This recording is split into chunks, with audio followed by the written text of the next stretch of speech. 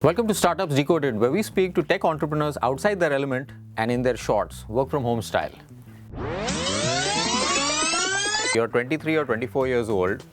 Your family business, which is growing, which is achieving some scale, has decided it needs an ERP implementation. You're a kid that understands that semantic web is the future. Knowing what you know now, what do you think about your confidence level back then? Do you think it was crazy?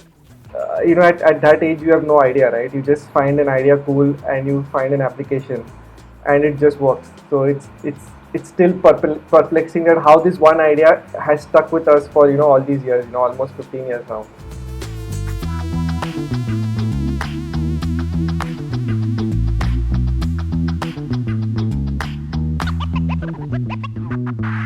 Today we're talking to Rushabh Mehta, who is the founder of Frappe. They make the world's most popular open source ERP software called ERPNext. It's used by almost 5,000 companies. Rushabh, welcome to the show. Great to be on this show and thank you for inviting me. Rushabh, so we were speaking earlier and you mentioned a pretty interesting origin story about Frappe and ERPNext specifically, the product, which was born out of a need of your family business. They were struggling with something and that's how you actually came up with the idea. Can you give us an idea of that? Sure. So when I joined my family business way back in 2003, 2004, they were struggling from an ERP implementation. So this ERP was being implemented by a local vendor, and they were not able to deliver the product. And when I joined, I've always been a hobbyist programmer. So I thought, how hard can this be? So there was a factory and there was the sales office, which were 200 kilometers apart, and they used to physically courier documents to communicate information about what are the orders that have been booked. So I thought maybe a simple web application could solve this problem for them, and that's how the journey for ERPNext started for us. So in terms of the task that you were trying to automate or simplify, was it just a simple use case of transferring files? How did you get the idea of creating an entire ERP for your family business? So they were implementing an ERP. So the family business was a growing business. We had multiple sales offices, we had a factory, and there were a lot of employees. So there was definitely a need to integrate all the processes. The current systems they were running were in Foxpro actually, and they were all disparate, and accounting was done in Tally. So I was also inspired by this concept of semantic web. Again, in early 2000s, this was supposed to be like a really the next big thing on the internet, which never really happened. But the concept behind semantic web was that everything we other than the information we publish through web pages, we will also publish metadata. Now, metadata is basically metadata simply means data about data, right? So, information about, say, if you are publishing an address or a product, we will also say that this particular part of the page is a product information or address information. And then we can use this metadata to connect various systems together. So I was really inspired by this idea of a metadata driven system, and that is also one of the key things we used while building ERPNext. So everything in ERPNext, whether it's a sales order or a customer, has a lot of metadata around it. And then we actually use this metadata to build a common set of modules that helps us to create any kind of objects inside an ERP system. So I had this idea of a very generic system when we started building ERPNext itself, because I knew that the business is really large and complex, and we are going to keep on adding more and more processes to automate on top of the system. So yeah, when starting off, I had really no idea of how complex businesses are and what kind of processes do business actually have. But having this metadata kind of system really helped us to keep adding more and more processes to the system. So that's when it became an ERP. I think, Rushabh, you've betrayed your age by saying semantic web, because it's been a long time since semantic web was a buzzword. So now I know roughly how old you are. Yeah, pretty old.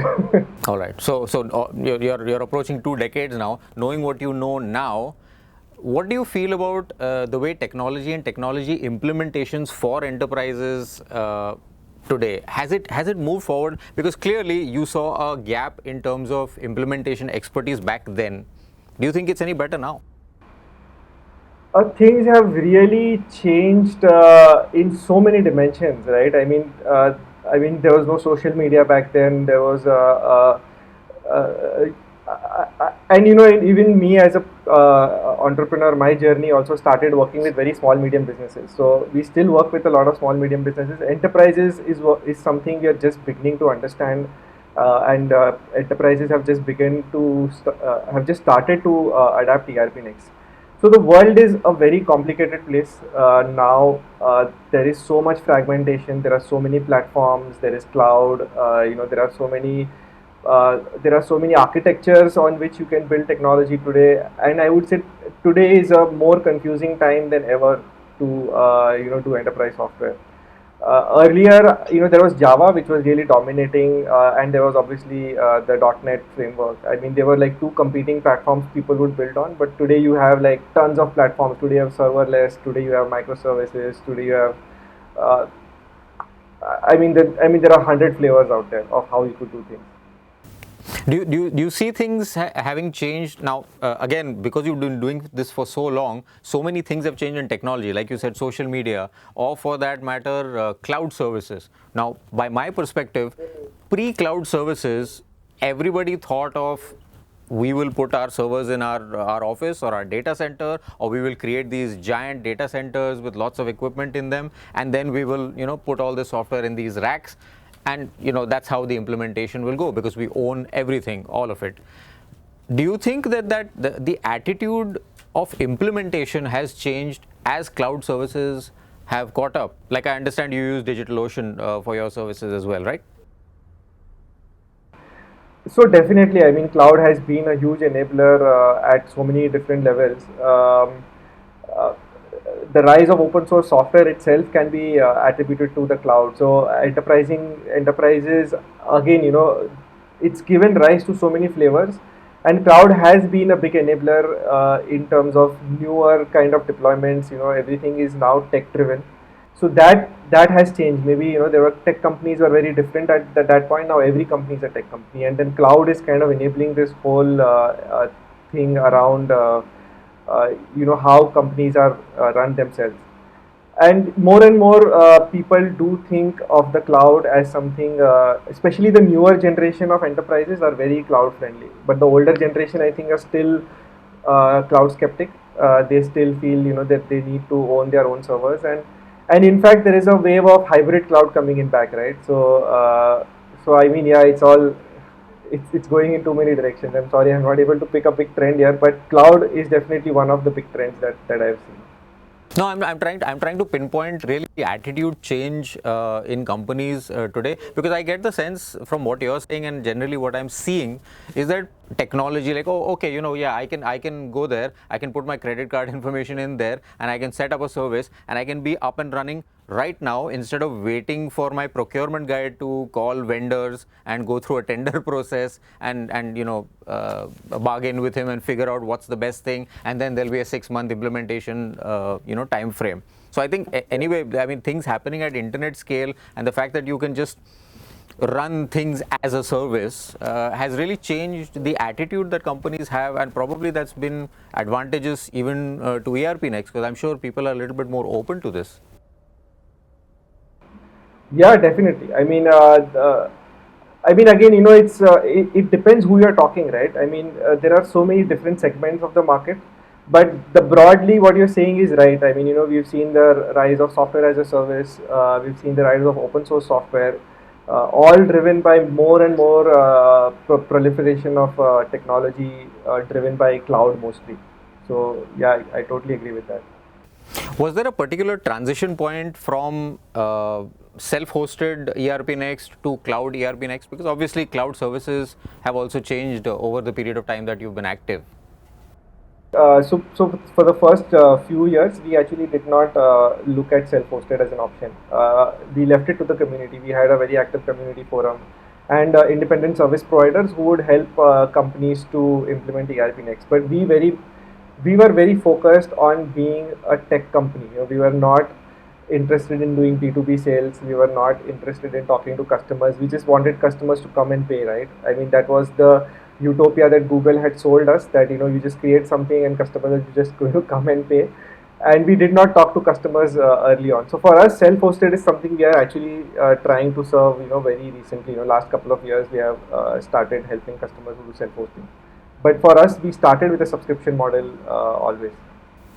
So it was always on the cloud. Yes, it was always on the cloud. Okay. Can you elaborate on your experiences of starting off with the cloud, how the cloud was then and how it is now? Because let's face it, even cloud services have gone through some pretty rough patches. I mean, the early days of AWS were not were not great. Hmm. So we started with bare metals. We used to find, because again we realized very early on that our hosting costs are going to be really a big chunk of what our experience. And this was again before the days of virtualization. 2010 was still early days virtualization. Like you said, it was not all set up. So we started with a bare metals kind of structure, and so we built our own deployment framework also. Like even today, bulk of our multi-tenant deployment system is actually built by us. We will also build the infrastructure side. And only recently, I think DigitalOcean, again, in context of this interview, was really the first cloud that we actually tried out, because they came up with a very innovative pricing, right? A virtual machine for $5, and I think that really caught on the market for us. So probably then we started hosting our non-cloud customers on DigitalOcean, right? The self-hosted customers in a way, which is still cloud in a way, but yeah. So actually, DigitalOcean was the first cloud service we actually tried out. Okay, so explain to me how this works right now as your service stands today. I looked at your pricing page and you've got two options. You've got 2000 rupees per seat, which you can bill annually, and then you've got a self-hosted option. So that cloud pricing tier, is that what you run across your own cloud as well as DigitalOcean? How does that work? So we have two types. We have our own cloud, which is basically standard cloud for which is shared across our customers. But if our customers want their own instance, we most likely put them on DigitalOcean. So it is so even self-hosted is cloud, right? I mean, we have very few, like I would say, out of our 1,000 customers, we have probably 10 customers who have physical hardware on their in their offices. But even like we have probably 100 customers we support. We call them self-hosted, means they are also hosted on some cloud like DigitalOcean. So for us, it is a mix. We use bare metals and we also use DigitalOcean cloud for one-off things. How long have you been using DigitalOcean for cloud hosting? So for like 5 or 6 years, we have been using DigitalOcean now easily. Okay, and what's your experience been like with that? So like I said, the pricing was clean. AWS was metered billing, and that was something that seemed really fishy, and something which was really hard to control. And I also like the user experience DigitalOcean brought in, because I think to understand the competition, you probably had to have a PhD degree to understand how their pricing works. And this kind of clean pricing was really attractive to us. And we also loved the fact that it was really easy to use and also easy to set up teams, right? Because you have so another strong use case for having DigitalOcean or having public clouds is also there are a lot of test instances, right? The way modern software is structured, you don't have like one piece of software, you have like hundreds of pieces of software. You have monitoring tools, you have testing tools, you have your continuous deployment tools, you have other kind of, you're running forums, you're running email servers. There are so many different services that we run, and run by different teammates, right? And so having a teams feature, I think DigitalOcean had that pretty early on. That we really liked being able to control, like through one account, multiple instances that we were running across our platform. Yeah, I remember I was an early customer of that $5 instance, which was a really awesome thing that they started, and it just gave you that warm fuzzy feeling. It gave you a warm fuzzy feeling that these guys are also obviously great supporters of open source, and they have been ever since they've been around. So I suppose that also played. I think it pulled at your heartstrings a little bit. Yeah, I think that like you said, the pricing was really accessible, and even the way the website and the branding was done was also very gave that warm and fuzzy feeling. So yeah.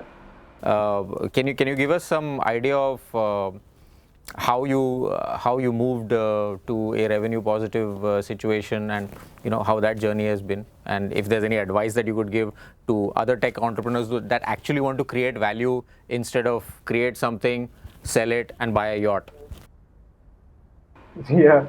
So again, you said that it is again the whole media is structured that way, right? I mean, media plays such a huge role in the way we perceive everything, right? Because the media only wants to talk about unicorns, the only companies that are celebrated that have raised funds. I mean, what goes on, trends is like, so and so raised so many $1 million, right? I mean, that's supposed to be a measure of success, and it's unfortunately a culture that we live in today. I mean, there is nothing right or wrong about it.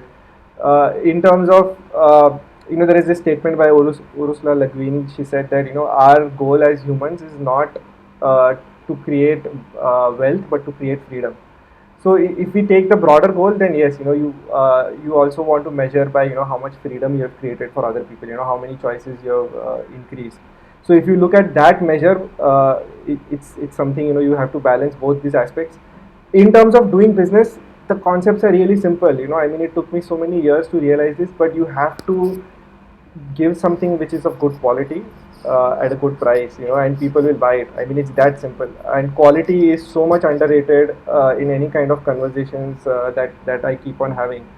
Is that my advice to any new entrepreneur would be like, focus on your quality. Like, people will come. We have the internet. People are going to discover you. People are going to connect with your message, and then they're going to try your product.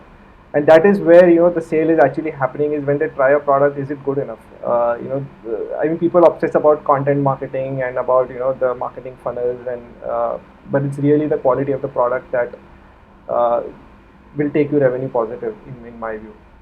Well, that's about all we have for you, Rushabh. Thank you for that super insightful and fun conversation about startups and startup life and open source in particular. I think I can roughly have about 7 hours of questions for the rest of the shows, but I think we don't have time for that. Thanks, Tushar. It was really great to do this chat, and I really enjoyed the interview too. And all of you out there, do check out ERPNext. Thanks again. Thank you for joining us on Startups Decoded. We have a lot more content coming up, new stories, new entrepreneurs, new interesting conversations. Stay tuned, we'll have them, and they'll usually be in the shorts.